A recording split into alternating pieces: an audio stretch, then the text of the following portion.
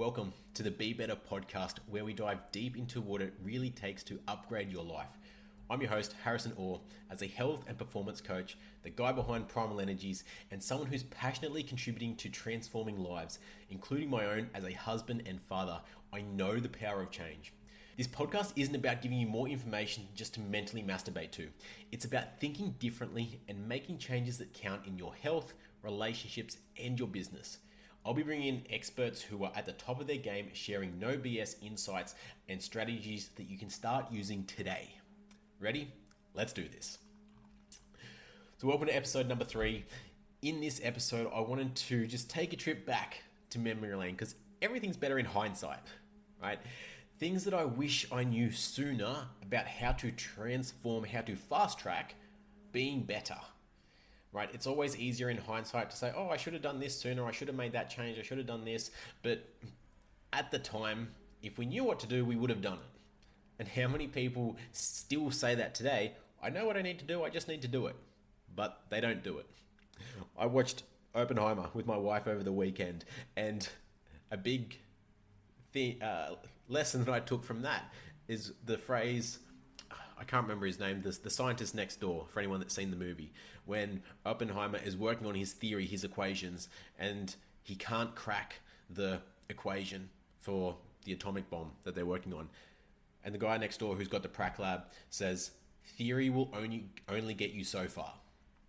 And that goes for life as well. You can theoretically know how to do something, how to make a multi-million-dollar business, how to get fit, how to stay fit, how to be a great dad, how to have an amazing sex life, how to have a perfect marriage. But unless you're practicing those things, unless you're putting that into practice and bringing that into reality, there's going to be a big gap between what you think you know and what actually happens in reality. Especially when you involve the world and other people, people can react differently to how you think, which can make you feel different to how you anticipate. So it's not enough to just know what to do. It takes balls or ovaries, or I guess that women can be a lot tougher than men at times, to actually put that into practice and not be afraid to fail. Because ultimately, I was in this camp. I was afraid to fail. I would take things personally, and especially starting Primal Energies, I would take feedback on the products personally, like it was against me. If it wasn't good enough, if it didn't taste nice, if it was just like the person thought it was trash, I would take that to heart. Like, they think I'm trash, that I'm not good enough, that I'm a piece of shit, that I'm all these things, when it had nothing to do with me. It was just, that's what they thought of the product. And naturally, when people say oh, it's great, it's helped me do this and helped me do that, then that would be a boost in my confidence. Oh yeah, I'm good enough. I'm so great at all these things. When reality is, they didn't mean anything to me personally. It was just about the product. And so I heard this saying that was used in the sales space, because we used to coach a lot of sales guys. There's a lot of the guys at Sales Sniper, which is part of or the owner or the founder of Sales Sniper is heavily involved in 7th level for anyone that's in the sales space. And one of the guys there used to tell me that they had this motto of, if you live for the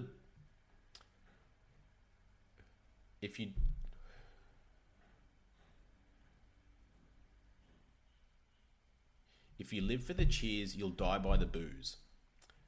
Which basically means if you are inflated and live for the compliments, live for the times that you make the sale in that instance, or you base your confidence and your self-worth off the good feedback and the positive reinforcement, then the times that you don't get that positive reinforcement, the times that you don't get told what you want to hear, then that will be very detrimental to your confidence and to your ability to execute and keep moving forward. So being able to separate myself from the brand, from the products, from my actions even, was a very hard process. But it was a necessary part of the process so that I didn't continue to take things personally. Because naturally, there's always going to be things in life that don't go the way that we plan. there's always going to be things in life that we aren't good at or that we fail at. And when we have that personal relationship with failure, that it means that we're not good enough, that I'm broken, that I'm shit, that I'm all these negative things, it stops us from making change. And so when we can separate those, it enables us to take those failures, those feedback as experiences, as basic, as I said, feedback. Okay, that action did not get the result that we wanted. Why? Because this didn't go to plan, because this happened. Awesome. We now have a framework or a plan of what we need to improve for next time. Awesome. There's an awesome quote that I have no idea where it came from, but I think it's wonderful. And it says that I would rather know why I failed than to be oblivious to why I succeeded. Because if you fail but you know why, you know what to improve. Okay, I could do this better, do more of this, less of that. Awesome. That's our game plan for next time. But even if you succeed and you don't really know why, then how can you replicate that? How can you grow from that? How can you ensure that happens again next time? You don't know how. Like it's almost luck at that point, which is not very helpful for sustainable growth in personal or business. And so one of the things that I wish I knew sooner, or that I changed sooner, was two things. One, that relationship to failure. Acknowledging that failure is part of the prerequisite to success. If I said that you need to fail 99 times before the 100th time in which you will succeed, how differently would you approach that failure? I'd be excited. One lesson down, one closer to success. Obviously, it doesn't work that way in life. Sometimes you'll succeed on your third time. Other times, it may not be to your 199th time. But you're gaining experience along the way. And so I used to be a chef when I first left school. And I worked under a lot of great head chefs. And the chefs that I respected the most, the chefs that I thought were the best at their craft, and weren't the ones that could create an immaculate dish or could follow a recipe or create, a perfectly balanced plate of food, but were the ones that could fix the mistakes, the ones that could fix the 20 liters of split aioli that the apprentice fucked up, the one that could bring that dish that the apprentice ruined back to life, the one that had that experience because he had been through that phase. He had been through the phase of fucking around and finding out, okay, this doesn't work. You start to identify when things aren't working sooner. Oh shit, it's starting to split, slow down the oil, okay, add a bit more warm water, okay, slow it down, stabilize it again, okay, cool, now you're ready to proceed. You don't get all the way to the end and think, oh, now it's fucked up. Now what do I do with it? Throw it out, start again, right? You've just wasted all this time, all these ingredients, and you haven't learned how to fix things. But then if we learn how to identify when to pivot, when to adjust things sooner, it saves us a lot of time, energy, and money in life.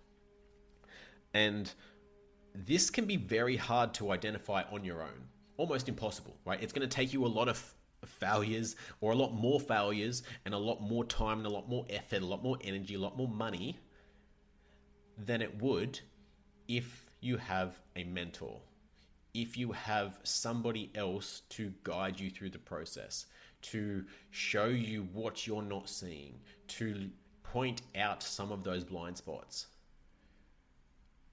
Like, sure, you can do just about anything you want in life. The do-it-yourself model. There's plenty of information on the internet. God, there's no shortage of information out there. But we're not in an information shortage. Like, we're in a execution shortage. Because most people know, as we said at the start, most people know what to do. They just don't do it.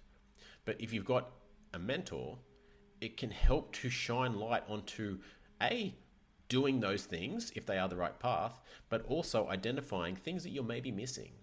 Because if we look at it from a logical standpoint, if you were able to do what you needed to do to get the result, to be the person that you want to be, to create the dream life and business that you want to have, then you would have it by now.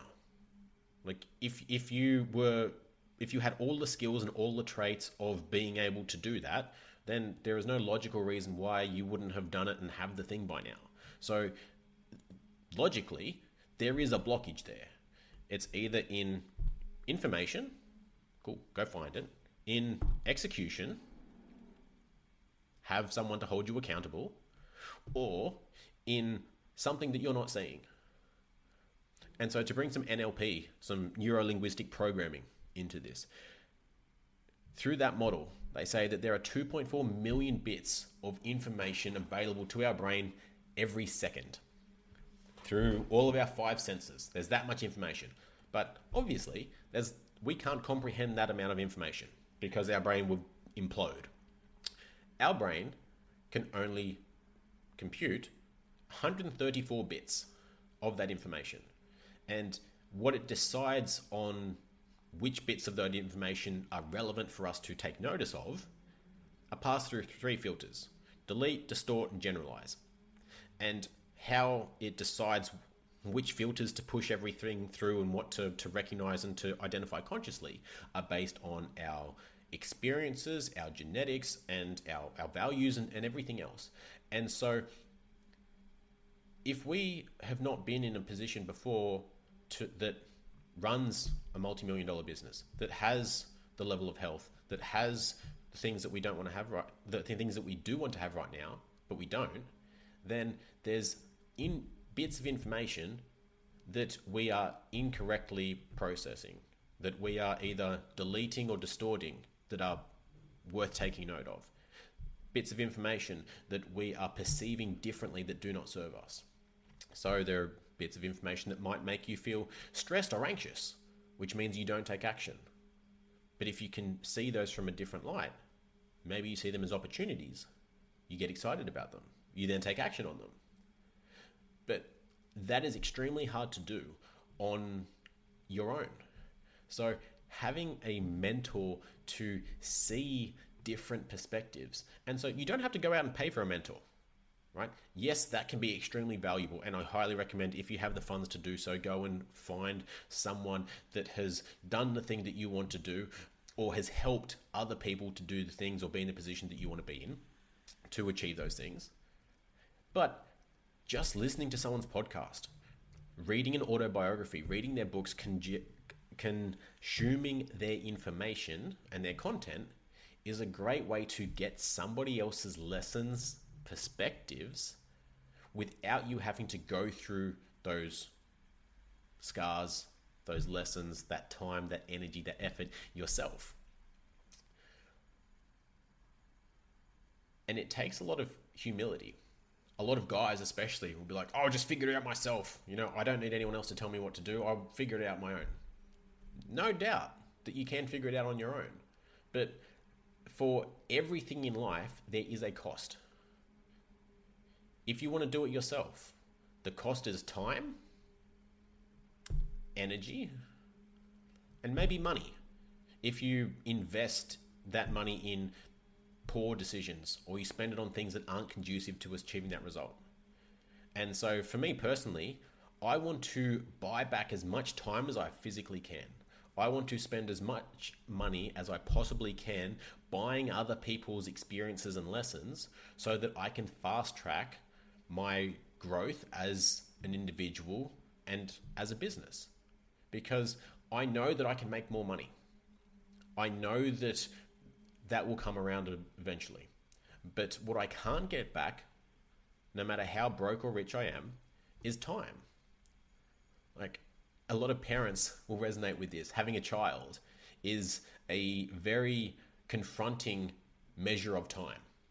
Watching them grow, watching them develop can be quite scary, because you see them after 6 months, after 12 months, after a couple of years, and you see this thing has gone from basically nothing to this thing that can walk, talk, fight you, disagree with you, and do all these cool things.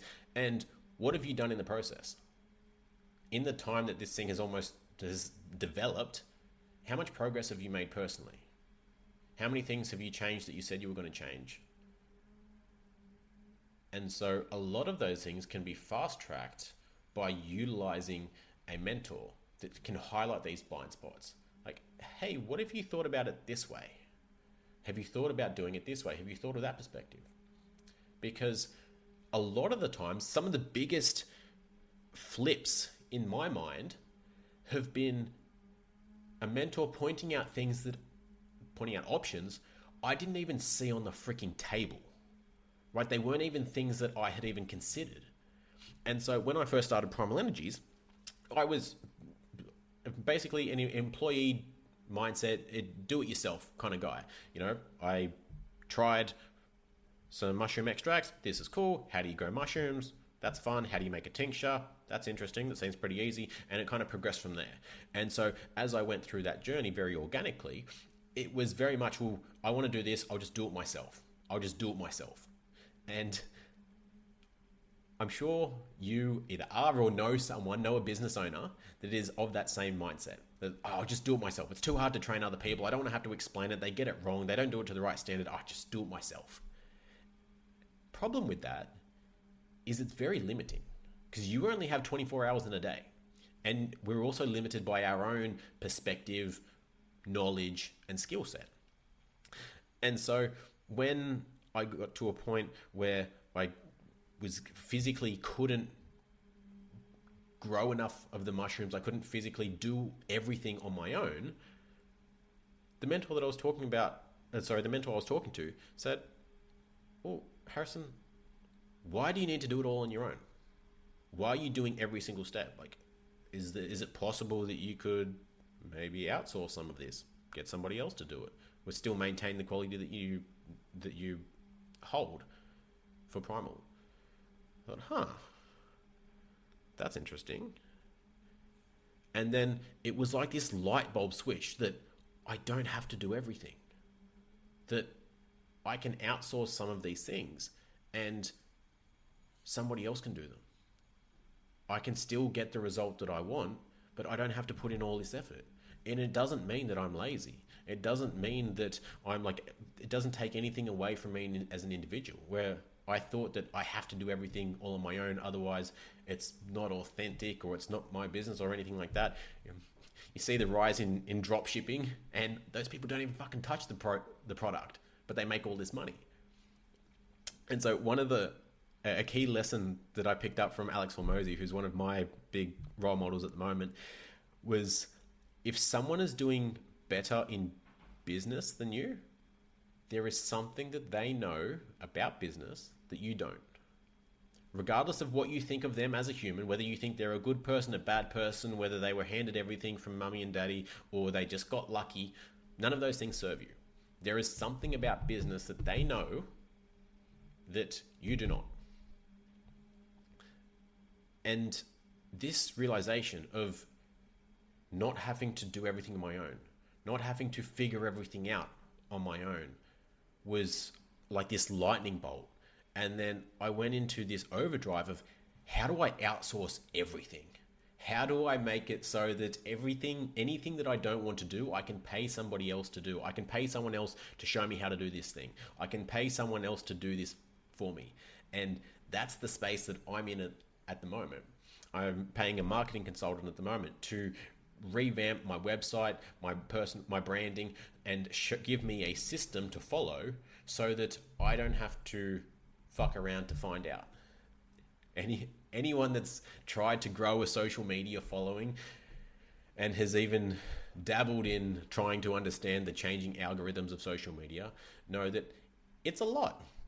Trying to figure out the hooks and the lines and the engaging trends and all that kind of stuff is a full-on process, and it can take a lot of your energy and a lot of your time, and it takes away from the stuff that, if you don't like doing that, it can take away from the stuff that you do like to do, and then everything else gets watered down because you're spread so thin. And so for me, I'm trying to buy back as much time as I can. I'm trying to outsource as much of that stuff as I can, because I know if I can bring at least one more person onto the team, I've now doubled our time. Instead of having 24 hours a day as a one-person team, one more person, cool. Now as a team, we have 48 hours in a day. Plus, I've got their lessons and their expertise to shortcut my time to getting to that result. So instead of it taking me 6 months to figure this out, I've got their lessons. We can do it in a week. And then so you're constantly finding people in the space that you want to improve on. How did you get here? What did you do to get there? What did you avoid? What were the hurdles or the obstacles that I should be wary of? Do I need to pre-handle any of those? What would I do? What would you do different? What markers do I look for to go harder in versus slow down? And this only comes from experience. And like I said, you can get this on your own by fucking around, finding out and paying with your time and effort, or, which I said, which you can't really get back that time, or you can pay in money, which you can get back, and shortcut that time. So if, in that example, if I shortcut that 6 months to 1 week and hand over some money, in the next 23 weeks for that 6 months, would I be able to make that money back, not just in my normal trading and efforts, but in the changes that they have enabled me to bring in? Is my ROI worth it? And that's how I make those decisions. Because if you can get that ROI to make sense, then I'm going to pay with money every day of the week.